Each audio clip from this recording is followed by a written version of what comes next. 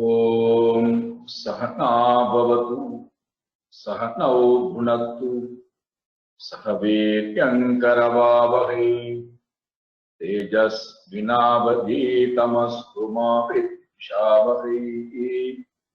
ओम शान्ति शान्ति शान्ति। हरि ओम श्री गुरुभ्यो नमः। हरि ओम। गीता ध्यान श्लोकम। ओम पार्थाय प्रतिबोधितां भगवता नारायणेन स्वयं व्यासेन ग्रथिता पुराणमुनिना मध्ये महाभारतम् अद्वैतामृतवर्षिणीं भगवतीम् अष्टादशाध्यायिनी अम्ब त्वामनुसन्दधामि भगवद्गीते भवद्वेषिणी। नमोऽस्तु ते व्यासविशालबुद्धेः पुल्लारविन्दायतपत्रनेत्र येन त्वया भारततैलपूर्णः प्रज्वालितो ज्ञानमयः दीपः प्रपन्नपारिजाताय स्तोत्रवेत्रैकपाणये ज्ञानमुद्राय कृष्णाय गीतामृतदुहे नमः। सर्वोपनिषदो गावो दोग्धा गोपालनन्दनः पार्थो वत्स सुधीर्भोक्ता दुग्धं गीतामृतं महत्। वसुदेवसुतं देवं कंसचाणूरमर्दनं देवकी परमानन्दं कृष्णं वन्दे जगद्गुरुम्। भीष्मद्रोणतथा जयद्रथजना गान्धारनीलोत्पला शल्यग्राहवती कृपेण वहनि कर्णेन वेलाकुला अश्वत्थामभिकर्णघोरमकरा दुर्योधनावर्तिनी सोत्तीर्णा खलु पाण्डवैरणनदी कैवर्तककेशवः पाराशर्यवचः सरोजममलं गीतार्थगन्धोत्कटम् नानाख्यानककेसरं हरिकथा सम्बोधनाबोधितम् लोके सज्जनषट्पदैरहरः पेपीयमानं मुदा भूयात् भारत पंकजं कलिमल प्रध्वंसिनः श्रेयसे। मूकं करोति वाचालं पंगुं लंघयते गिरिं यत्कृपातमहं वन्दे परमानन्दमाधवम्। यं ब्रह्मा वरुणेन्द्ररुद्रमरुतः स्तुन्वन्ति दिव्यैस्तवैः वेदैः साङ्गपदक्रमोपनिषदैः गायन्ति यं सामगाः ध्यानावस्थिततद्गतेन मनसा पश्यन्ति यं योगिनो यस्यान्तं न विदुस्सुरासुरगणाः देवाय तस्मै नमः। देवाय तस्मै नमः।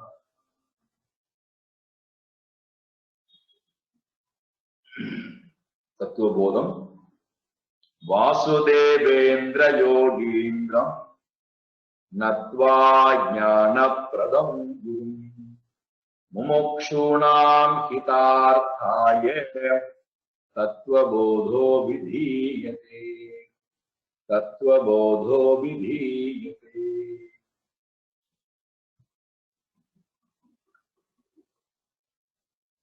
3 சாதனங்கள் நிறைவடைந்திருக்கிறது.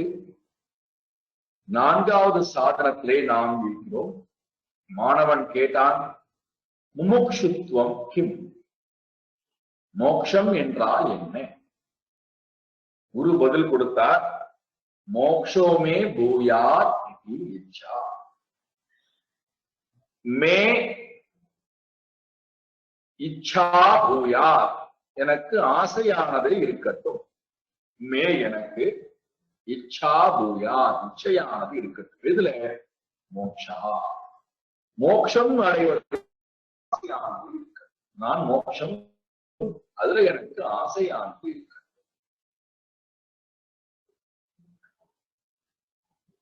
மோக்ஷம் என்றால் என்ன? காலையிலே பார்த்தோம்.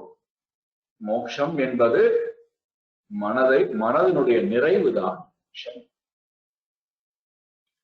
எதை கொண்டு நிரப்பினால் மனம் நிறைவடையும்? மனதுக்கு நான் வெளியில இருக்கக்கூடிய விஷயங்களை எல்லாம் கொண்டு வந்து நிரப்பினால் நிறைவடையுமா? ஆசையை எல்லாம் பூர்த்தி செய்தால் மனம் நிறைவடையுமா? நிறைய புண்ணியங்களை எல்லாம் சேர்ப்பதனாலே புண்ணிய லோகத்துக்கு போனால் மனம் நிறைவடையுமா என்றால், மனம் ஒன்றே ஒன்றின் மூலமாகத்தான் நிறைவடைகிறது. மனம் நிறைவடைவதனாலே துன்பத்திலிருந்து, பந்தத்திலிருந்து விடுபடுகிறது. அது என்ன? பிரம்ம ஆத்ம ஐக்கியத்துவ விஞ்ஞானா. இதுதான் ஒரே சாதனம், நேரடியான விஞ்ஞானா என்றால் அறிவதனால், அறிந்து கொள்வதனால். எதை அறிவது?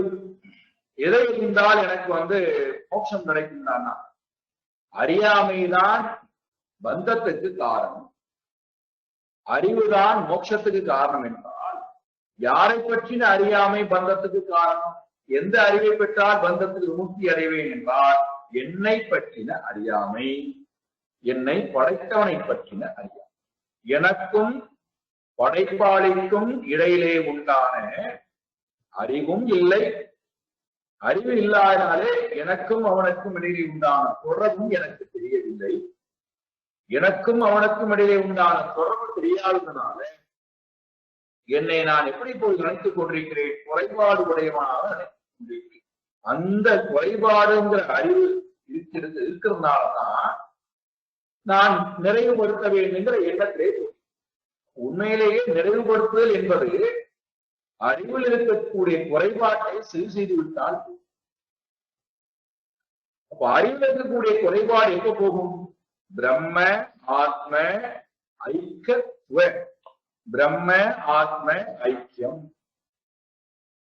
படைப்பாளையும் படைக்கப்பட்ட பொருளாக இருக்கக்கூடிய நானும் இரண்டும் வேறு வேறு அல்ல, இரண்டும் ஒன்றே என்கின்ற அறிவின் மூலமாக, அறிவை கொண்டு நான் நிரப்புவதன் மூலமாக, இவரை எத்த ஒன்றும் சாதனம்.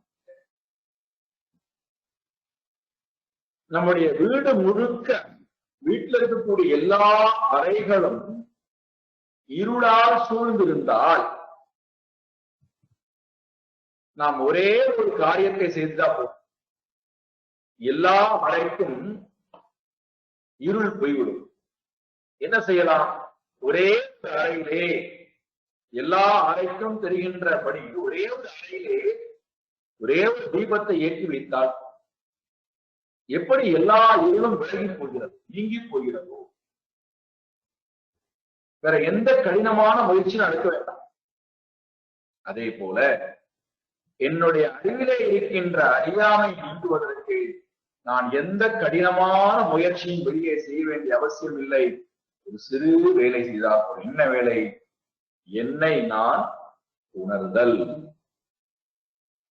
நானும் அந்த படைப்பாளையும் வேறு வேறு அல்ல, இரண்டு பேரும் ஒன்றுதான் என்கின்ற அறிவு எனக்கு சாஸ்திரத்தின் மூலமாக, குரு வாக்கியத்தின் மூலமாக கிடைத்துவிட்டால், அதை நான் உள்வாங்கி அதுவாகவே ஆகிவிட்டால், சம்சார பாஷ பந்தம் மோக்தும் இச்சதி. மோக்தும் இச்சதி. யார் ஒருத்தன் அவிழ்த்து விடுபடுவதற்கு ஆசைப்படுகின்றானோ, மோக்தும் இச்சதி என்றால், இச்சதி என்றால் ஆசை, மோக்தும் என்றால் விடுபடுவதற்கு. எதிலிருந்து? பாசபந்தம், பாசக்கயிற்றிலிருந்து விடுபடுவதற்கு. அந்த பாசக்கயிறு எங்க இருக்கு? என்னுடைய மனதில் தான். சம்சார பாசம், சம்சாரம் என்று சொல்லக்கூடிய பாசக்கயிற்றை விழுத்து விடுவதற்கு யார் விரும்புகிறானோ அது முமுட்சுத்துவம். அறிவை கொண்டுதான் என்னுடைய மனதில் இருக்கின்ற அறியாமை திரையை நான் நீக்கிக் கொள்ள முடியும். வேற எந்த சாதனமும் இதற்கு பயன்படாது, வேற எந்த கருவியும் இதற்கு பயன்படாது. யார் இதை தெரிந்து கொண்டு விட்டு மோட்சம் அடைய விருப்பப்படுகிறார்களோ அவர்கள் மோட்சம் அடைவதற்கு உண்டான சாதனத்தை நோக்கி வருவார்கள்.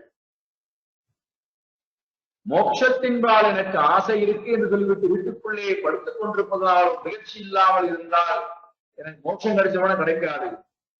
பிரம்ம ஆத்ம ஐக்கிய விஞ்ஞானா, முக்கியமான வார்த்தை. பிரம்மனும் ஆத்மாவும் ஒன்றுதான் என்று அறிவை பெற்று அதை அனுபவத்திலே நான் அறிவதன் மூலமாகத்தான் எனக்கு சம்சார சாகரத்திலிருந்து இது விடுதலையானது. ஆகினாலே அறிவின் மூலமாக அடைய வேண்டிய இலக்கை அடைய வேண்டும் என்றால் அந்த இலக்கை அடைவதற்கும் அறிவை பெறுவதற்கும் நான் ஆசைப்படணும். அந்த ஆசைக்கு பேர்தான் முமுட்சுத்துவம்.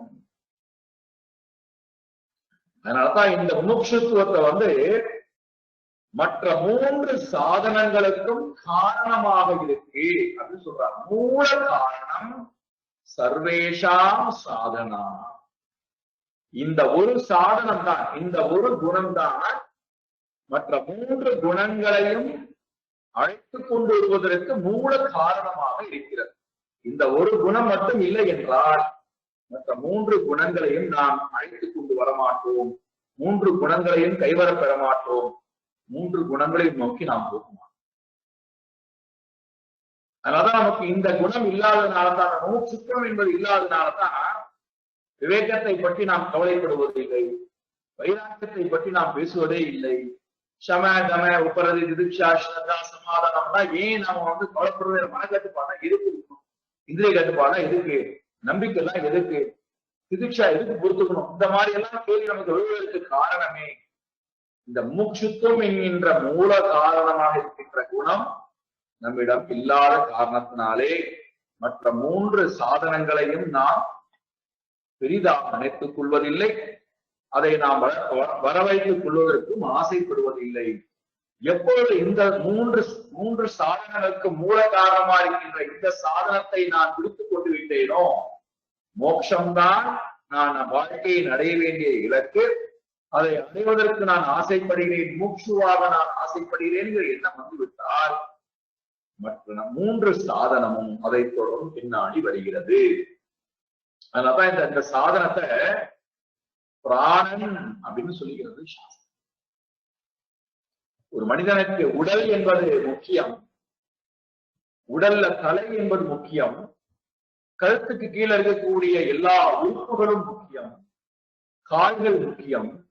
ஆனால் இவையெல்லாம் இருந்தும் பிராணன் இல்லை என்றால் எப்படி ஒரு மனிதன் உயிர் வாழ மாட்டானோ அதே போல இந்த முமுட்சுத்துவம் என்கின்ற சாதனம் பிராணனை போல முக்கியமானதாக இருக்கிறது. இதற்கு தலையாக இருக்கின்ற விவேகம் என்கின்ற குணம் வருவதற்கும், வைராக்கியம் என்று சொல்லக்கூடிய உடல் நிலை பெற்றிருப்பதற்கும், அங்கங்களாக இருக்கக்கூடிய கண்கள், காது, மூக்கு, கை, கால்கள் இதெல்லாம் இருக்கக்கூடிய சமாதி சட்க சம்பத்தியாக அங்கங்கள் இருப்பதற்கும் இயங்குவதற்கும் மோட்சுத்துவம் என்பது பிராணனாக உயிர் சக்தியாக அவன். இந்த ஒரு குணத்தை மட்டும் நாம் வச்சுட்டோம்னா போறோம், மற்ற 3 குணங்களும் தானாக வருகிறது. இந்த மோட்சத்தன்மையானது எப்படி இருந்தால் நல்லது என்றால் 4 விதமாக இந்த முமுட்சுத்தன்மையை பிரிக்கிறது சாஸ்திரம். ஒன்று தீவிர முமுட்சுத்தன்மை. தீவிரமாக முமுட்சுத்துவம் முக்தியிலே விருப்பமானது தீவிரமாக இருக்கும். அதி தீவிரமாக இருந்தால் அது நன்மை. அதை தவிர முமுட்சுத்தன்மை தான், மோட்சம் அடைவில் தான் வாழ்க்கையை நான் வாழ வந்திருக்கிறேன், அதற்காகத்தான் வாழ்க்கையை முழுக்க நான் அர்ப்பணம் பண்ண போகிறேன், அதுல தீவிரமான ஒரு. இரண்டாவது மத்தியம முமுட்சுத்தன்மை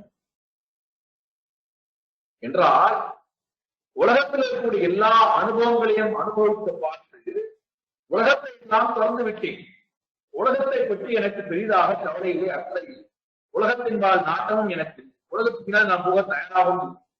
காரணம் உலகம் கொடுத்த அனுபவம் எல்லாம் எனக்கு பிரித்து விட்டது, என்ன எனக்கு பிரித்து விட்டது. ஆனால் மனதிலே இருக்கக்கூடிய நிறைவேற்ற தன்மை என்றால் உணர்வுகளிடத்திலே அடிமை கொண்டு கிடைக்கும், உறவுகளிடத்திலே அடிமை கொண்டு கிடைக்கும். இதுவும் எனக்கு மனதிலே ஒரு தாபத்தை கொடுக்கிறது, மோட்சம் அடைய வேண்டும் என்கின்ற எண்ணமும் எனக்கு. இந்த ரெண்டு விதமான எண்ணங்கள் மனதில் ஓடுகிறது. மோட்சம் அடையவும் வேணும், அதே நேரத்திலே உறவுகளும் தேவை, உறவுகள் கொடுக்கக்கூடிய அன்பும். இப்பேற்பட்டவர்கள் எதற்கு அதிகமாக தீவிரமான முயற்சியை கொடுக்க முடியாது என்றால் மோட்சத்திற்கு தீவிரமான முயற்சியை கொடுக்க முடியாது. இந்த உணர்வுகள் எல்லாம் மனதிலே அடங்கினால்தான் மோட்சத்திற்கு இவர்களால் வர முடியும். அதனாலதான் நிறைய பேர் பாத்தீங்கன்னா ஸ்பிரிச்சுவல் பிராக்டிஸ் பண்ணக்கூடியவர்களுக்கு கூட உணர்வுகளிடத்தை அடிமைப்படுத்துகிறார்களே, ஆனால் அதற்கு அதிகமான நேரத்தை கொடுத்து விட்டு மோட்சத்திற்கு உண்டான பிரயத்தனம் வரும்போது சிறிது நேரம் தான் கொடுப்பார்கள், சிறிது காலம் தான் கொடுப்பார்கள். காரணம் என்ன? இந்த உணர்வுகளிடத்திலே இவர்கள் அதிகமாக ஈடுபட்டிருக்கிறார்கள். உதாரணத்துக்கு ஜடபரதன் மானின் மீது பற்று கொண்டு மானனுடைய அன்புக்காக இயங்கிவிட்டான் ஜடபரதன். அதனால தான் வாழ வந்த வாழ்க்கை என்னவோ அதை நோக்கி அவனால் போக முடியவில்லை, முழு கவனத்தை செலுத்த முடியவில்லை, முழு முயற்சியை கொடுக்க முடியவில்லை என்கின்ற காட்சியை பார்க்கிறோம் புராணம் பாகவதம். எப்பொழுது நமக்கு உணர்வுகள் மேலோங்கி வருகிறதோ, அதுதான் பெரியதாக தெரிகிறதோ, அப்பொழுது முமுட்சுத்துவமானது இரண்டாவதாகத்தான் இருக்கிறது, அது பிரதானமாக இல்லை. இந்த ரெண்டும் ஓரளவுக்கு பரவாயில்லை. தீவிரம் ரொம்ப ரொம்ப அழகான உள்ளது, மத்தியமம் பரவாயில்லை, என்றைக்கால் இவர்கள் தூக்கி எறிந்து விட்டு வந்து விடுவார். மற்ற இரண்டும் இருக்கு பாருங்கள், மந்த அதிமந்தம். மந்த மூச்சு என்னவென்றால் முதல்ல பிரையாரிட்டி எதுக்கு என்றால் உலகத்துல இருக்கிற எல்லா இன்பங்களையும் முதல்ல அதுதான் பிரையாரிட்டி. எல்லா இன்பங்களையும் முதல்ல நுகரும், உலகத்துல இருக்கிற எல்லா இடத்தையும் பார்த்து எல்லா இன்பத்தையும் நுகர்ந்து. இரண்டாவது, நான் ஆற்ற வேண்டிய கடமைகளை எல்லாவற்றையும் மாற்றி முடித்து விட வேண்டும். அது சாகிற வரைக்கும் ஓய போடுறது, இந்த கடமையை பண்ணணும் அந்த கடமையை பண்ணணும், இதிலேயே இவர்கள் ஓடி விடுவார்கள். கடமையே பெரிது என்பதாக நினைத்துக் கொண்டு அதுவே நமக்கு சிரேஷ்டமானது, அதை செய்யத்தான் வந்திருக்கும் என்பதாக தப்பாக புரிந்து கொண்டு அதை நோக்கியே ஓடக்கூடியவர். சிலவற்றை கேட்டு பாருங்கள், கடமை எல்லாம் செய்கிறார், எதற்காக செய்கிறார் தெரியாது, பதில் சொல்ல தெரியாது. எதற்காக கடமையை செய்கிறார், என்ன வேணும் கடமையிலிருந்து உனக்கு? எப்படா இருக்கிறார்னா, மரத்தை நட்டு ஒரு விதையை விதைத்து தினந்தோறும் அதுக்கு தண்ணி விட்டு பாத்தி கட்டி வேலி அமைத்து உரம் வைத்து நிறைய அதற்கு பராமரிப்பு எல்லாம் கொடுத்து போஷாக்கெல்லாம் பண்ணி தினந்தோறும் பார்த்து பார்த்து பார்த்து பார்த்து வளர்த்து அது நன்றாக மரமாகி பழமும் கொடுக்க ஆரம்பித்து விட்டார். இப்ப என்ன பண்ணுகிறார்? என்னுடைய வேலை பழத்தை நுகர்தல் அல்ல, என்னுடைய வேலை மரத்தை மட்டும் தான் பராமரிக்க. என்னுடைய கடமை அதுதான், மரத்தை ஒழுங்காக பராமரிக்க வேண்டும். பழமொழிகள் அதெல்லாம் எவ்வளவு, மரத்தை நுகர்தல் என்பதுதான் வேலை கிடையாது. இது வந்தா வரட்டு, வரட்டா போட்டோம், என் வேலை அது இல்லை, நான் பழத்தை எல்லாம் அனுபவிக்க போவது கிடையாது. நான் என்னுடைய கடமை ஒரு மின ஜலத்தை மட்டும் தான். கடமை செய்தல் என்பது கடமையினுடைய பலன் பலன் வருகிறது. என்ன பலன்? என்ன பலன்? மோட்சம் என்று சொல்லக்கூடிய பலனை அடைவதற்காக, இன்பத்தை நுகருவதற்காக. கடமையை மட்டுமே ஆட்டிவிட்டு இன்பத்தை நான் அனுபவிக்க மாட்டேன் என்றால் எந்த இன்பம்? மோட்ச இன்பம். அதற்காக நான் பராமரிக்கிறது எல்லாவற்றையும். அதை நான் அடைவதற்கு முயற்சி எடுக்காமல் வெறும் நான் மதத்தை மட்டுமே பராமரித்துக் கொண்டிருப்பேன் என்றால் ஒரு லாபமும் கிடையாது, ஒரு பிரயோஜனம் கிடையாது. இப்பேற்பட்டவர்கள் மோட்சம் அடைகின்ற எண்ணத்தையும் மனதை வைத்துக் கொள்ள மாட்டார்கள், அதற்குண்டான பிரயத்தனமும் இருக்காது. இவர்கள் மீண்டும் மீண்டும் கர்மத்திலேயே தான் உழண்டு கொண்டிருப்பார்கள். கர்மிகள் பேர்பட்டவர்களுக்கு ஒரு லாபம் அவர்களுக்கும் கிடையாது, மற்றவர்களுக்கும் கிடையாது. அடுத்தது அதிமந்தம். அதிமந்தமானது எந்த முயற்சியுமே கிடையாது, எந்த முயற்சியுமே கிடையாது. தானாக ஏதாவது நடந்தால் பரவாயில்ல. நான் பிறந்துட்டேன், இறக்க போற நேரத்துக்குள்ள ஏதாவது மோட்சம் தேடி வந்தா நானாக எந்த முயற்சியும் எடுக்க மாட்டேன். என்னை எப்படி வாழ்விட்டேன்? நான் மிருகத்தை போல நான் சாப்பிடுவேன், உறங்குவேன், இனவிருத்தி செய்வேன். இதுதான் என் வாழ்க்கை. எல்லா லோகத்தையும் அனுபவிப்பேன், மோட்சத்தை பற்றிய சிந்தனை இல்லாமல் வாழ்ந்துவேன். இந்த மூன்றையும் நிராகரித்து விட்டு, மத்தியம மந்த அதிமந்தமாக இருக்கக்கூடிய இந்த மூன்றையும் நிராகரித்து விட்டு தீவிரமான முமுட்சுத்தன்மை, தீவிரமாக மோட்சத்திலே எனக்கு நாட்டம் வந்தால் அவர்கள்தான் உண்மையிலேயே இந்த உலகத்திலே பாக்கியவான்களாக கருதப்படுகிறார்கள். இந்த தீவிரமான மூச்சுத்தன்மையானது ஒரே பிறவியில் வருவது அல்ல, ஒரே நாளில் வருவது அல்ல, அனுபவித்த மாத்திரத்திலேயே கேட்ட மாத்திரத்திலேயே வருவது அல்ல. இந்த முமுட்சுத்தன்மையானது, தீவிர முமுட்சுத்தன்மையானது பல பல வருஷங்கள், பல பிறவிகள் நாம் கடந்து வந்தால் மட்டும்தான் இந்த முமுட்சுத்தன்மை என்பது. அப்படி தீவிர முமுட்சுவாக இந்த உலகத்திலே ஒருவன் இருந்தால் அவன் எப்படி இருப்பான்? அவனை பற்றி சாஸ்திரம் சொல்லுகிறது. இந்த குணங்கள் தீவிர முமுட்சுவாக ஒருவன் இருந்தால் அவன் எப்படி இருப்பான் என்று தெரிந்து கொள்வதன் மூலமாக நமக்கு இவைகள் எல்லாம் சாதனமாக அமைகிறது. ஒருவேளை இதெல்லாம் நமக்கு இருந்தால் நல்லது, இல்லை என்றால் நாம் வரவழைத்துக் கொள்ளலாம், அதிகப்படுத்திக் கொள்ளலாம். இந்த குணங்கள் எல்லாம் தீவிர முக்ஷு, முக்தியிலே நாட்டம் உடையவனுக்கு இருக்க வேண்டிய குணங்கள்.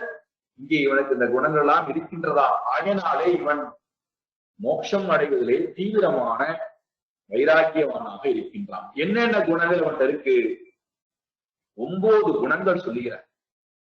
இந்த 9 குணங்களும் தீவிர முமுட்சுவாக ஒருவனிடத்திலே இருக்கின்றதா. அதுல முதல் குணம், அநேக ஜன்ம சகஸ்ரேஷு தபசா.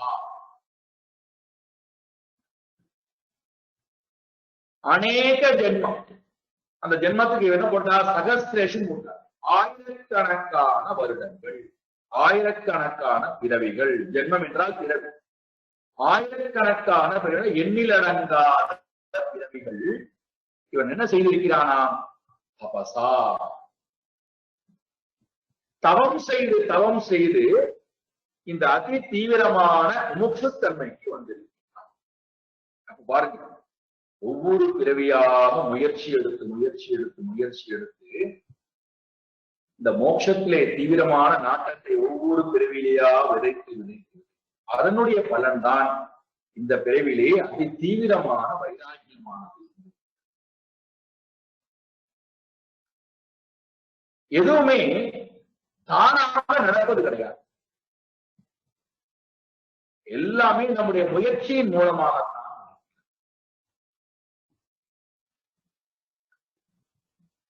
ஒரு பொருளை நாம் வேண்டாம் என்று சொல்லுகிறோம், அல்லது ஒரு பொருளை நாம் விரும்புகிறோம், அல்லது எனக்கு வேண்டும் என்ன எண்ணம் இல்லை, வேண்டாத எண்ணமும் இல்லை, சமமா இருக்கு. இந்த 3 இருக்கு உலகத்துல. ஒருத்தர் வேண்டும் என்று சொல்லுகிறார், ஒருத்தர் வேண்டாம் என்று சொல்லுகிறார், ஒருத்தர் எனக்கு வேண்டும் இல்லை, வேண்டாம் இல்லை. இந்த 3மே எதன் அடிப்படையில் வருகிறது? அவரவர்களுடைய பக்குவத்தின் அடிப்படையிலே, அவரவர்களுடைய மனதனுடைய உயர்வின் அடிப்படையில் தான் இவைகள் தான் வருகிறதை நாம் வேண்டும் என்று சொல்லக்கூடியவருடைய மனோபக்குவம் அந்த வேண்டும் என்று சொல்லக்கூடிய நிலையில் தான் இருக்கிறது. ஒருவருக்கு வேண்டாம் என்கின்ற அனுபவம் அவருடைய அனுபவத்தின் அடிப்படையிலே வருகிறது. ஒருவருக்கு எனக்கு வேண்டும் வேண்டாம் வேண்டாம் வேண்டாம் என்று இந்த ரெண்டுமே இல்லாத சமபாவத்தில் இருக்கக்கூடிய தன்மையும் அவருடைய அனுபவத்தினாலே ஏற்பட்ட அறிவினால். அப்போ அனுபவம் தான் நமக்கு அறிவை கொடுக்கிறது.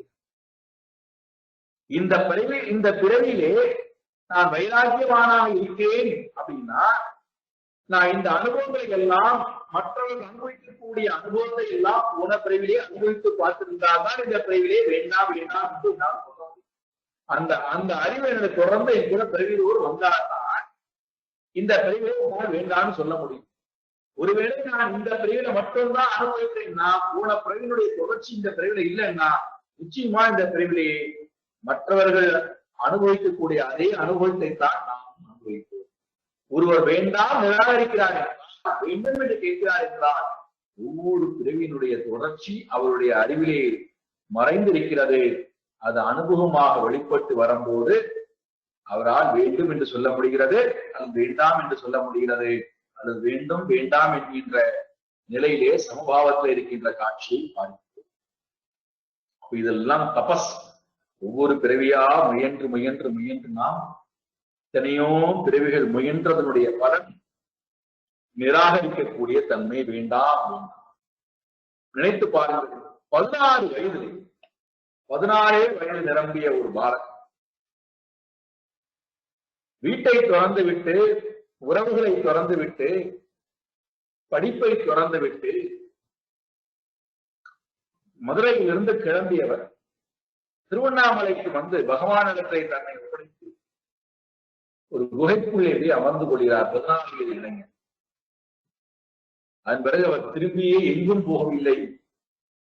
இன்றைக்கு வரைக்கும் கோடிக்கணக்கான இளைஞர்களும் இளைஞர்களும் சாதகர்களும் ஆசிரமத்தில் போய் தவம் பண்ணக்கூடிய காட்சியை பார்க்க காரணம் என்ன?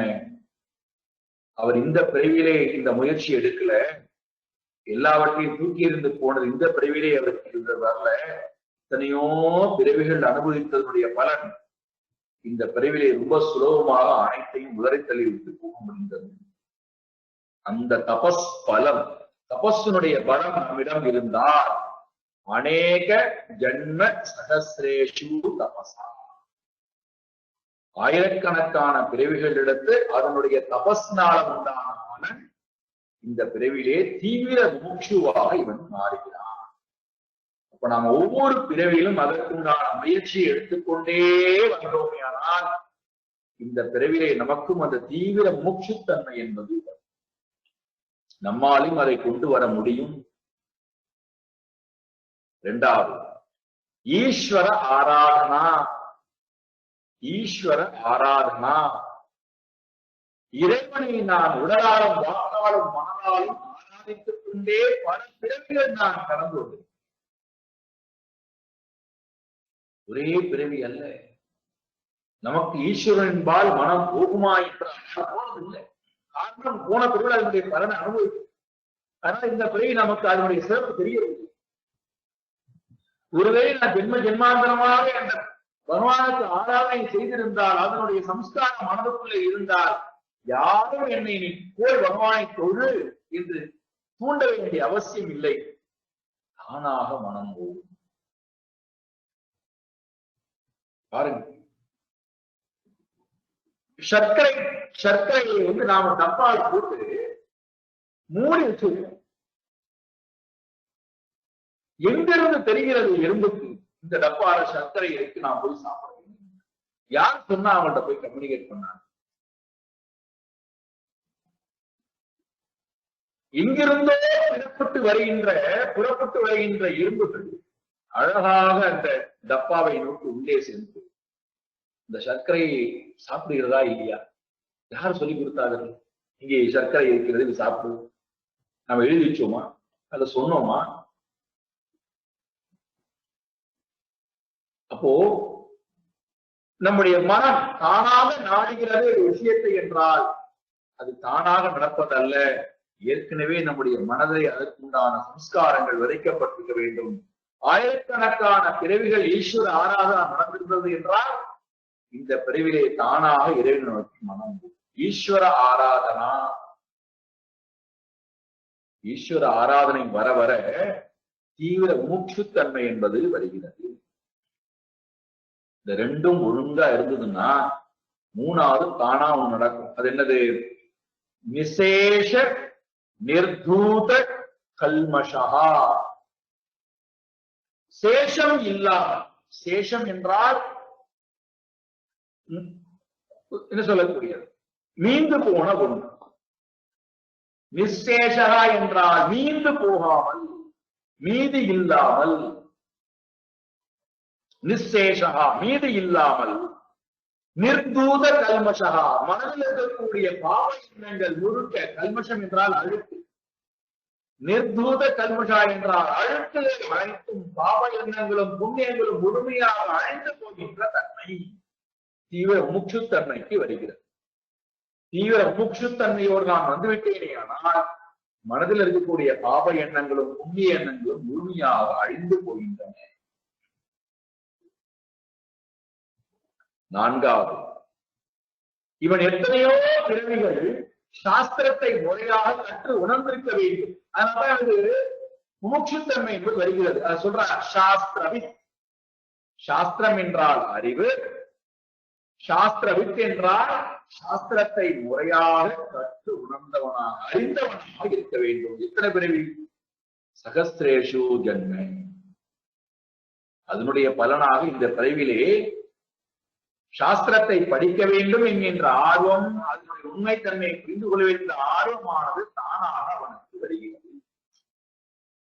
நினைத்து பாருங்கள், 16 வயதிலே வீட்டை திறந்து விட்டு போனவர் குகைக்குள்ளே போய் ஒழிந்து கொள்கிறார். யாருக்கும் தெரியாமல் தபஸ் பண்றார். பெரிய தபஸ்வி என்று தெரிந்து கொண்டு விட்டு முருகனார் அவருடைய பக்தர், ரமண மகர்ஷியுடைய பக்தர். முருகனார் நிறைய புஸ்தகங்கள்லாம் வாசித்து காட்டுவார். சாஸ்திரங்களை எல்லாம் வாசித்து காட்டும் போது, புராணங்கள், இதிகாசங்கள், கீதை வாசித்து காட்டும் போது அதில் எங்கெங்கெல்லாம் ஞானியினுடைய லட்சணம் சொல்லப்படுகிறதோ, சமாதியினுடைய லட்சணம் எங்கெல்லாம் சொல்லப்படுகிறதோ அதையெல்லாம் தன்னுடைய அனுபவமாக சொல்வாராம். ஆமாம், இந்த அனுபவம் எனக்கு இருந்தது, இந்த அனுபவத்தை அனுபவித்திருக்கிறேன், இந்த இடத்துல இந்த அனுபவத்தை நான் உணர்ந்தேன் என்று தன்னுடைய அனுபவத்தை ஏற்கனவே அனுபவித்து விட்டார்கள். சாஸ்திரம் அனுபவித்து அவர் சொல்லும் போது ஒப்பிட்டு பார்த்து ஆமாம் சரிதான், சாஸ்திரம் சொல்லுவது சரிதான் என்று தன்னுடைய அனுபவத்தோடு ஒப்பிட்டு பார்க்கிறார். இதற்கு எத்தனை பிறவிகள் அவர் இந்த சாஸ்திரத்தை முறையாக கற்பிக்க வேண்டும். நாம் செய்த புண்ணிய பலன் இப்பொழுது நமக்கு இந்த சாஸ்திரத்தை கற்பதற்கு உண்டான வாய்ப்பை இறைவன் ஏற்படுத்தி கொடுத்திருக்கிறான், குரு ஏற்படுத்தி கொடுத்திருக்கிறார். இதுவும் எத்தனையோ பிரிவுகள் நாம் புண்ணியம் செய்திருந்தால்தான் இந்த சாஸ்திரத்தை கற்கக்கூடிய வாய்ப்பு கிடைக்குமே தவிர, இந்த வேதாந்த குருகுல கல்வியானது கிடைக்குமே தவிர, இது ஏதோ நமக்கு போற போக்குல கிடைத்தது என்பது அல்ல. இந்த ஞானம் கிடைக்க வேண்டுமானால் கூடி ஜென்ம புண்ணியம் நாம் செய்து அப்பதான் கிடைக்கும், அப்பதான் புரியவும் செய்யும். நான்காவது சாஸ்திரவித்.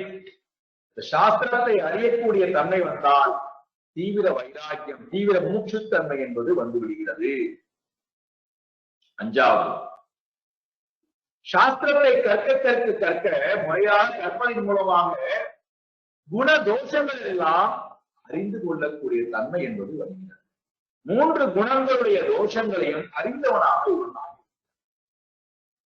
அதனால 3 குணங்களுடைய தோஷத்திலும் பந்தப்படுவதற்கு இவன் தயாராகவே இல்லை. 3 குணங்கள் கொடுக்கக்கூடிய இன்பத்திலும் துன்பத்திலும் போய் பந்தப்படுவதற்கு இவன் தயாராகவே இல்லை. அதனால்தான் விவேக சூடாமணி அப்படின்னு ஒரு புக்கு பார்த்து இருக்கின்றோம். ஹரிசங்கர பகவத்பாதர் எழுதியிருக்கார். அதுல அவர் சொல்றார், முமுட்சுவானவன் உண்மையை உணர வேண்டும் என்று ஆசைப்பட்டால் அவன் இந்த 3ஐயும் தூக்கி எறிந்து விட்டு போக வேண்டும் அப்படிங்கிறார். என்னது? லோகானுவர்த்தனம், தேகானுவர்த்தனம், சாஸ்திரானுவர்த்தனம். சாஸ்திரானுவர்த்தனம் என்றால் அறிவுக்கு வரக்கூடிய பந்தம். நிறைய கற்கணும் கற்கணும் கற்கணும் அதன்பால் உண்டான மோகம், அது கொடுக்கக்கூடிய இந்த திறத்தை பந்தப்படுவது, அதிலிடத்திலிருந்தும் நான் விடுபடுதல். இரண்டாவது லோகாவர்த்தனம், மனம் ரஜோகுணம், உலகத்துக்கு பின்னாடி போவதிலிருந்து இன்னும் அனுபவிக்கணும் அனுபவிக்கணும் அனுபவிக்கணும் என்று அனுபவித்தல் என்கின்ற எண்ணத்திலிருந்தும் மனம் விடுபடுதல். மூன்றாவது தேகானுவர்த்தனம், சரீரத்திலிருந்து, சரீர சுகத்தில் தமோ குணத்திலிருந்து விடுபட வேண்டும் என்கின்ற எண்ணம். இந்த மூன்றையும் தூக்கி எறிந்து விட்டு ஸ்வாத்யாசா பணயம், நம்மிடத்திலே நாம் தவறாக கல்பிதம் பண்ணி வைத்திருக்கக்கூடிய அறியாமை நீக்குவதற்கு முயற்சி எடு என்று சாஸ்திரம். இந்த மூக்ஷத்தான் பண்றான். குணதோஷங்களை எல்லாம், சத்துவகுணம் தமோகுணம் ரஜோகுணம், இந்த மூன்று குணங்களுடைய தோஷங்களை எல்லாம் தோஷ ஞஹா, தோஷம் என்றால் குற்றம், அதை அறிந்தவனாக இவன் இருக்கின்றான். ஆகையினாலே இந்த மூன்று குணத்துக்கு பின்னாடி போகாமல் ஆத்மாவை தெரிந்து கொள்வதிலே நாட்டம் உடையவனாக இருக்கின்றான். ஆறாவது போக்ய மாத்ரே வினிஸ்கிருகா. போக்யம் என்றால் அனுபவிக்க வேண்டிய பொருள், போக்ய வஸ்து, அனுபவிக்கக்கூடிய வஸ்து. உலகத்துல அனுபவிக்க வேண்டிய நிறைய வஸ்துக்கள் இருக்கு அப்படின்னு நிறைய அனுபவிக்கக்கூடிய வஸ்துக்கு பின்னாடி போடுறோம். இந்த தீவிர மூச்சு என்ன பண்ணுகின்றான்? போக்ய மாத்ரே வினிஸ்பிருகா. ஸ்பிருகா என்றால் ஆசை, வினிஸ்பிருகா என்றால் போக்ய வஸ்துக்களிடத்திலிருந்து முழுமையாக இவருடைய மனம் விடுபட்டு விட்டது. போக்ய மாத்ரே வினிஸ்பிருகா. ஏழாவது நித்திய அனித்திய பதார்த்த ஞஹா. எது உண்மையானது, நித்தியமானது, எது அனித்தியமானது, எது உண்மையான பதம், எது அனித்தியமான பதம் என்கின்ற அந்த பொருளை குறித்து அறிவானது இவனுக்கு இருக்கிறது. ஆகியனாலே நித்தியத்தை பிடித்துக் கொண்டு, நித்திய பதத்தினுடைய பொருளை பிடித்துக் கொண்டு அனித்திய பதத்தினுடைய பொருளை விட்டு விடுகின்றான். அதை அறிந்தவனாகவும் இருக்கின்றான். எட்டாவது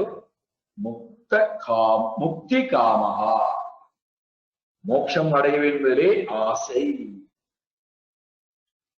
ஒன்பதாவது திருடவ்ரதா. இதுல எல்லாத்துலயும் உறுதிபாடு கொண்டவனா, உறுதி. திருடவ்ரதா, விரதம் என்றால் உறுதி, திருட விரதம் என்றால் மன உறுதியுடன் இருக்கின்றான். முக்தி அடைந்தே தீர வேண்டும், விடுபட்டே ஆக வேண்டும். இப்பேற்பட்டவனுக்கு குருவுடைய அனுகிரகத்தினாலே, குரு அனுகிரகா சத்யா சம்ஸ்ருதி தரதி, இப்பொழுதே இங்கேயே சம்சாரத்தை கிடைக்கின்றான். உலகத்தை விட்டுவிட்டு முக்தியை அடைகின்றான். எதை போல? ரொம்ப அழகான உதாரணம் கொடுக்கிறார் ஹரிசங்கர பகவத்பாதா. நமக்கு அனுபவபூர்வமா உதாரணம் கொடுத்தாதான் முடியும். நம்ம அன்றாட வாழ்க்கையில நம்முடைய அனுபவத்தோட கூடி இந்த உதாரணம் கொடுக்கும் போதுதான் ஞானத்தினுடைய உயர்வு தெரிகிறது. என்ன உதாரணம் கொடுக்கிறார் பாருங்க. அக்னினா நிஷ்டப்தம் பாத்திரம். பாத்திரம் தான் நமக்கு நம்ம உபயோகப்படுத்தக்கூடிய பாத்திரம், பொருள்கள். அக்னினா தெரிஞ்சதுதான், அக்னி பயர். நிஷ்டப்தம் பாத்திரம், சூடாகி இருக்கக்கூடிய பாத்திரம். அக்னி, அக்னி மேல பாத்திரத்தை வச்சிருக்கோம். அந்த பாத்திரமானது அக்னியினுடைய தூண்டுதலினால உஷ்ணம் அடைகிறது. இப்ப நாம என்ன பண்றோம்? கவனக்குறைவினால அந்த பாத்திரத்தை கையால பிடிச்சிட்டு, துணி இல்லாம இடுக்கி இல்லாமல் கையால பிடிச்சு, என்ன ஆகிறது? இந்த பாத்திரத்தில் இருக்கக்கூடிய உஷ்ணம் கையிலே சுட ஆரம்பிக்கிறது. கையை சுட்ட உடனேயே நான் என்ன பண்ணுவேன்? பரவாயில்ல, கை சுட்டாலும் பரவாயில்ல, பொறுத்துக்கிறேன், சுடத்தான் செய்யும், பொறுத்து கொண்டுதான் ஆக வேண்டும் என்று சொல்லுவோமா? நிச்சயமாக அந்த சூடானது என்னால் தாங்க முடியவில்லை. நான் பாத்திரத்தை விடல, கைப்பிடியானது தானாக நீங்கி போகிறது, பாத்திரம் கீழே விழுகிறது. துறையா உட்வாசியதா, உடனடியாக எப்படி கையை நான் நிறுத்தி விடுகின்றேனோ, நேரத்தை நான் அதுல யோசிப்பதே கிடையாது, செலவிடுவதே கிடையாது. உடனடியாக கை பாத்திரத்திலிருந்து வெளியேறுகிறது. அதே போல இந்த உடல் என்று சொல்லக்கூடிய பாத்திரம், சூக்ஷ்ம சரீரம் என்று சொல்லக்கூடிய பாத்திரம், காரண சரீரம் என்று சொல்லக்கூடிய பாத்திரம்,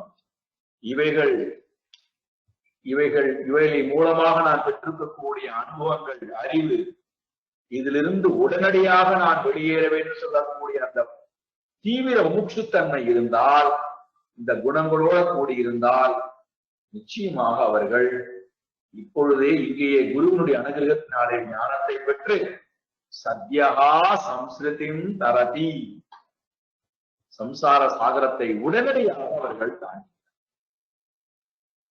இது தீவிர முமுட்சுவுக்கு. மத்தியமான முமுட்சு இருந்தால் ஜன்மாந்தரே, பல ஜென்மங்கள் எடுத்து அவர்கள் மோட்சம் அடைவார்கள். ஆனா மோட்சம் உண்டு அவர்களுக்கு. காரணம் மோட்சம் அடைந்த ஆசை இருக்கு அல்லவா? அதனால ஜென்மாந்தரை, பல ஜென்மங்கள்.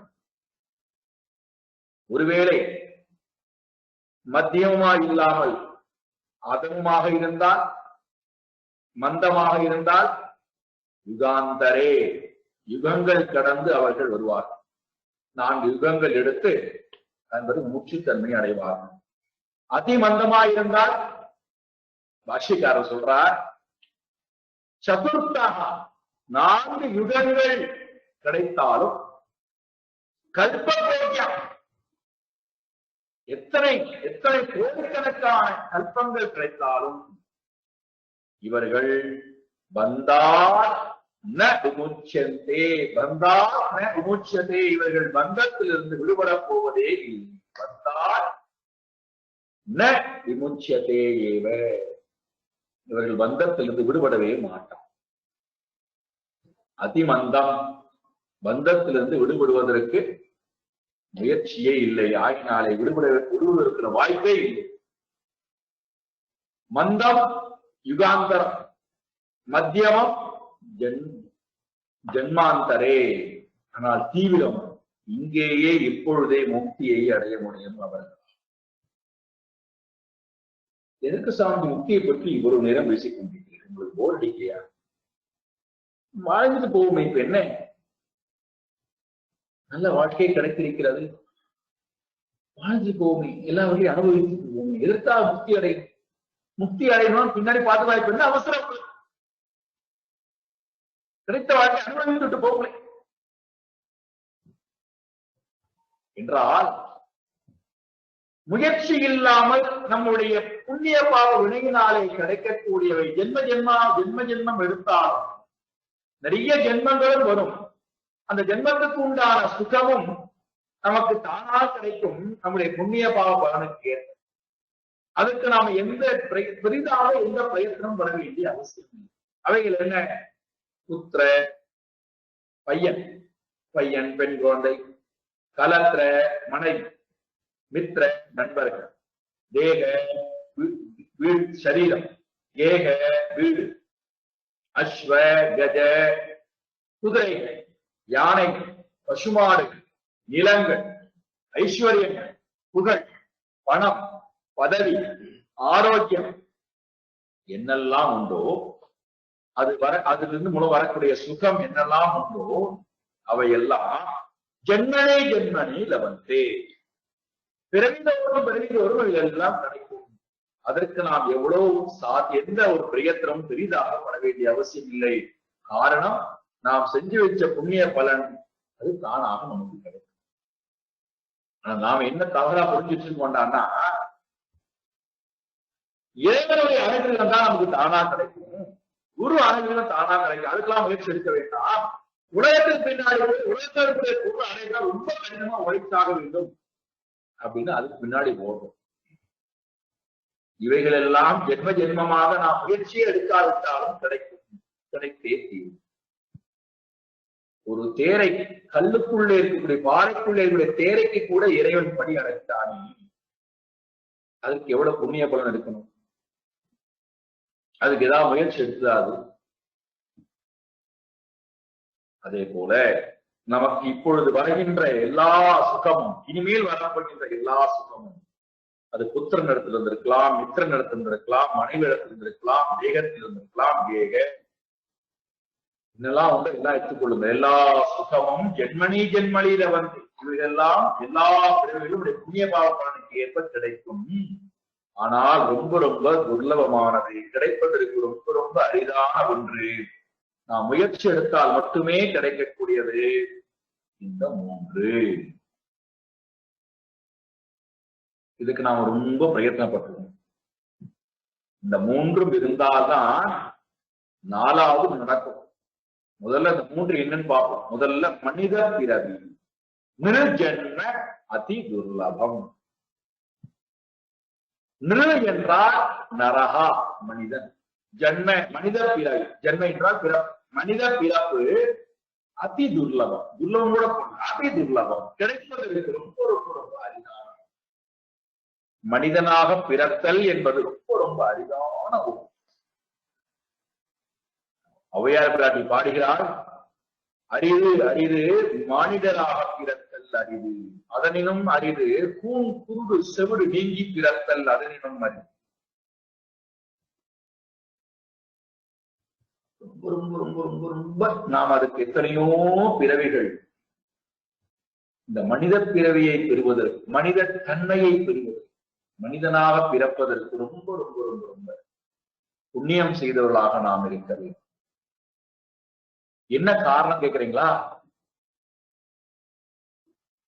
மிருகத்தினுடைய பிறவியும் தாவரங்கள் செடிகளுடைய பிறவியும் அதனுடைய பாவ பலனுக்கு ஏற்ப கிடைக்கிறது, சரீரம் கிடைக்கிறது.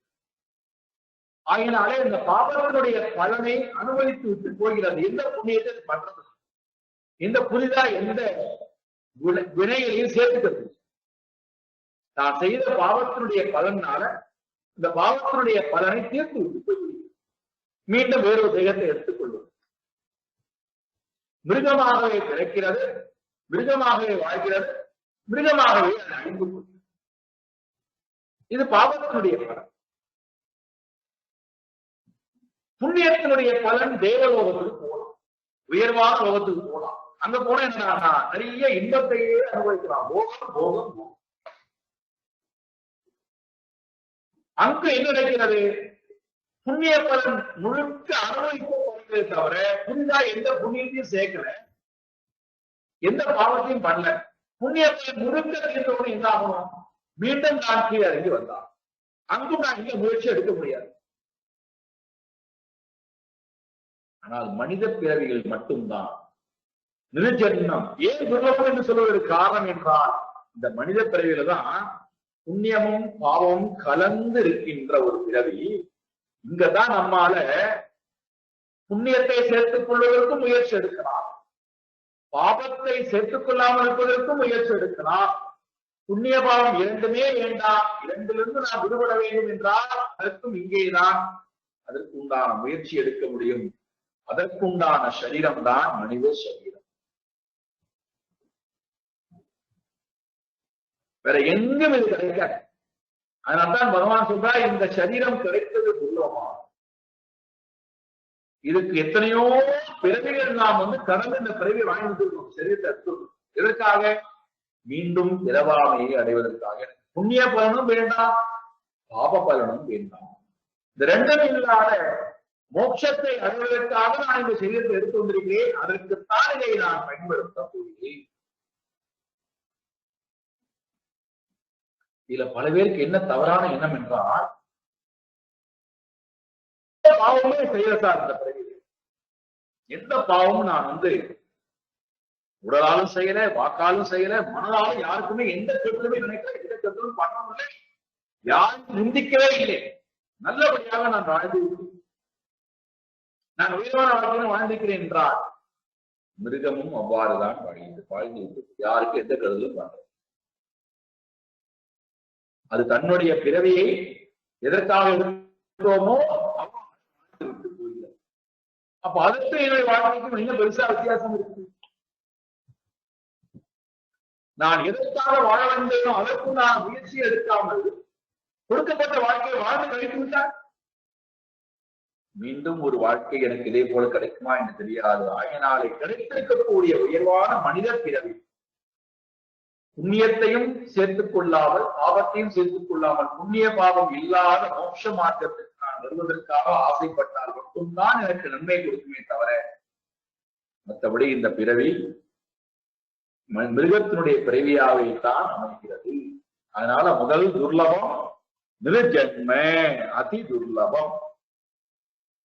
அதுல மனித பிறவி கிடைத்தால் மட்டும் போராது, மனித தன்மை இருக்கணும். அதனாலதான் பும்சுத்வம், பும்ஸ்வம் மனித தன்மை. மனிதனாக பிறத்தல் என்பது முக்கியமானது. அது மனித தன்மை இருக்கு. பும்சுத்வம், பும்ஸ்வம், பும்ஸ்வம் புருஷத்தன்மை, மனித தன்மை. துவம் என்றால் தன்மை, பும்ஸ்வம் என்றால் மனித தன்மை இருத்தல்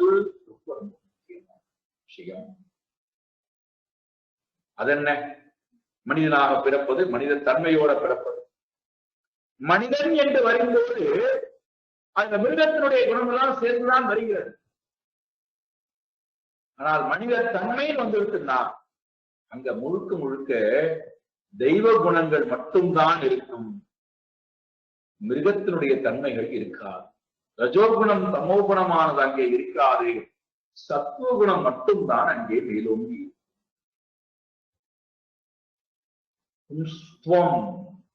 மனித தன்மை, அன்பு, கருணை, நட்பு, தயா, அறிவை நாடுகின்ற தன்மை, மோட்சத்தை நாடுகின்ற தன்மை, நல்ல குணங்களை நல்ல பண்புகளை வளர்த்துக் கொள்கின்ற தன்மை, மற்றவர்களுக்கு உதவி செய்கின்ற தன்மை, தியாகம் செய்கின்ற தன்மை, இதெல்லாம் பும்ஸ்துவம்.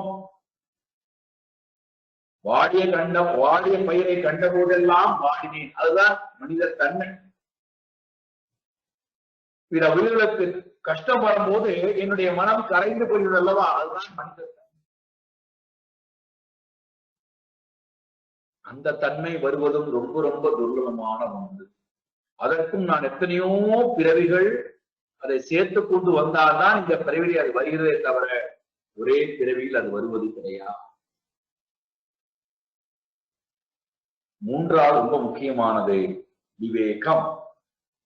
மனிதத்தன்மை, மனித பிறவி கிடைத்து மனித தன்மை கிடைத்து நான் அறிவை பயன்படுத்தாமல் போனான் மனிதனாக இருக்காது, மனித தன்மை உடையவராக இருப்பார்கள். ஆனா என்ன சொல்லுவாங்க என்றால், எனக்கு கடவுள் பாடலாம் நம்பிக்கை கிடையாது, எனக்கு மோட்சம் அடையணும் ஆசைலாம் இல்ல, பி குட் டூ குட், நல்லவனாயிரு நல்லதை செய், யாருக்கும் தீங்கு செய்யாது, அன்பு காட்டு, எல்லோருக்கும் அன்பை கொடு, யார் தீங்கு செய்தாலும் அதை பொறுத்துக்கொள். இது மனித தன்மை. ஆனால் இதனால முக்தி கிடைச்சிருமான கிடைக்கிறேன். பகுத்தறிந்து பார்த்து விவேக ஞானம், ஆத்மா எது அனாத்மா எது, தர்மம் எது அதர்மம் எது என்கின்ற பகுத்து பார்க்கக்கூடிய அறிவு வருவதும் துர்லபமான ஒன்று. இந்த மூன்றும் உடையவன் விரக்தஹா முக்தியைஹி யதேத, வைராக்கியத்தோட கூடியவனாய் முக்தியைஹி மோட்சம் அடைவதற்கு பிரயத்தனப்படுகின்றான். யதேத பிரயத்தனப்படுகின்றான், பிரயத்தனப்பட வேண்டும். முக்தியை அடைய நான் முக்ஷத்துவ தன்மையை கொண்டு வந்து அறிவை பெற்று மோட்சத்துக்கு நான் பிரயத்தனப்பட வேண்டும். அப்பொழுதுதான் மோட்சம் கிடைக்கும். சரி சுவாமி, இவ்வளவு தூரம் நீங்க சொல்லிவிட்டீர்கள், அதனால நாங்களும் மோட்சத்துவம் முதல்ல மூச்சு தன்மையை கொண்டு வரப் போகிறோம், மோட்சம் அடைந்த ஆசை இருக்கு. ஆனா வயது இப்பொழுது 25 தான் ஆகிறது, அல்லது 35 தான் ஆகிறது, அல்லது 65 தான் ஆகிறது. கட்டாயம் 80 வயசுல நிச்சயமான ஆகும். சாஸ்திரம் சொல்லுகிறது, உடலில் ரோகமானது குடிபுகுவதற்கு முன்பாக, ரோகமானது உன்னை சார்ந்து வருவதற்கு முன்பாக உடல் ஆரோக்கியம் இருக்கும் போதே மோட்சம் அடைய ஆசை.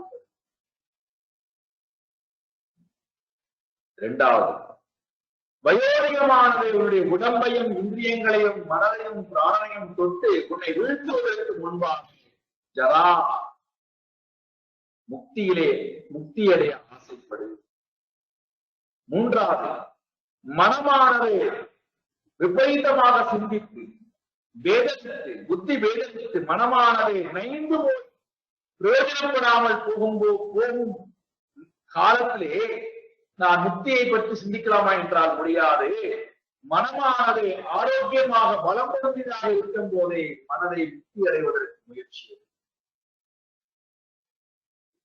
நான்காவது, பயமானது உன்னை மிருத்தி பயமானது மரணமானது உன்னை தழுவுவதற்கு முன்பாக நீ மோட்சத்தை தழுவு. மரணம் எப்போ தழுவும் தெரியாது, புத்தி எப்பொழுது வேதனைக்கும் தெரியாது, வயோதிகம் எப்பொழுது வரும் தெரியாது, எப்பொழுது வியாதி வரும் என்று தெரியாது. இதெல்லாம் வருவதற்கு முன்பாக முக்தியை அடைய ஆசை. ஏன் முக்தி அடைய ஆசைப்படணும்னா, இந்த 4 விதமான ருணம் கடனில் இருந்து நான் விடுபட வேண்டும்.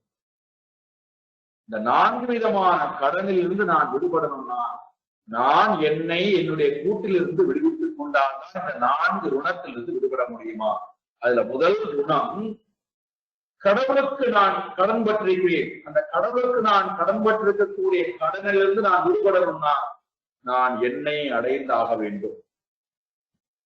குருவுக்கு நான் கடன் பற்றிருக்கிறேன். அந்த கடனிலிருந்து நான் விடுபட வேண்டுமானால் நான் என்னை அடைந்தாக வேண்டும்.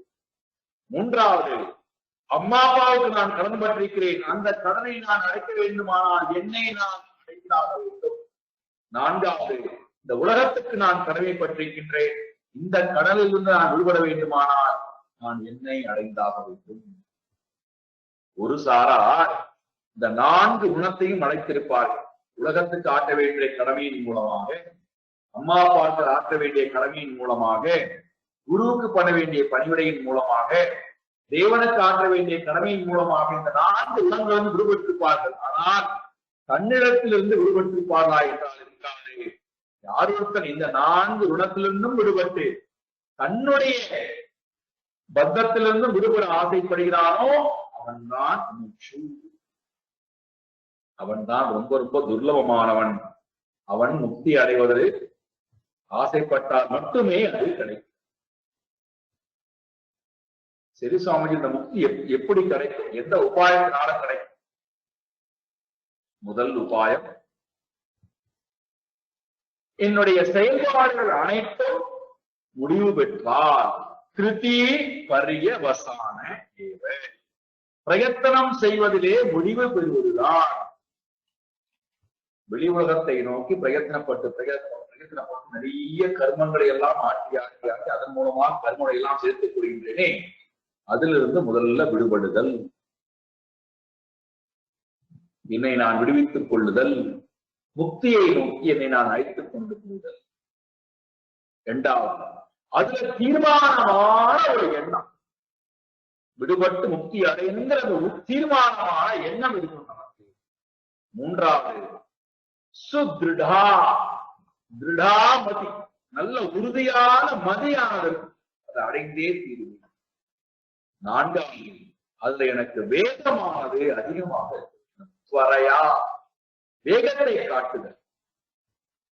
இதெல்லாம் இருந்து அடுத்த 5வது சாதனம் ரொம்ப முக்கியமான சாதனம், நித்திய அனித்திய விவேக ஞானமானது கூட வர 6வது சாதனமாக இந்த தேகமானது எப்போனா கீழே விழுந்து அழிந்து போகலாம். தேக க்ஷணிகதாமதி, தேகமானது எப்போனா விழுந்து அழிந்து போகலாம். ஆகையினாலே அந்த எண்ணத்தை மனதிலே கொண்டு தேகம் கீழே விழுந்து அழிந்து போவதற்கு முன்பாக நான் முக்தி அடைந்து விட வேண்டும். 7வது, மிருத்யு பயம் மனதில் இருக்கணும். மிருத்யு பீதிங்கிறார். மிருத்யு பயம் மனதில் இருந்தால் முக்தி அடைந்து ஆசை உண்டு. பரீட்சித்துக்கு இருந்ததை போல.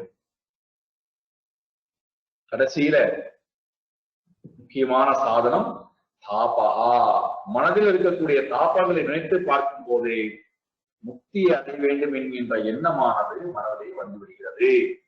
இவற்றை எல்லாவற்றையும் கொண்டு முக்தியிலே நாட்டம் இருந்தால் கட்டாயம் அவர்கள் ஞானத்தை பெற்று முக்தியை அடைகிறார்கள்.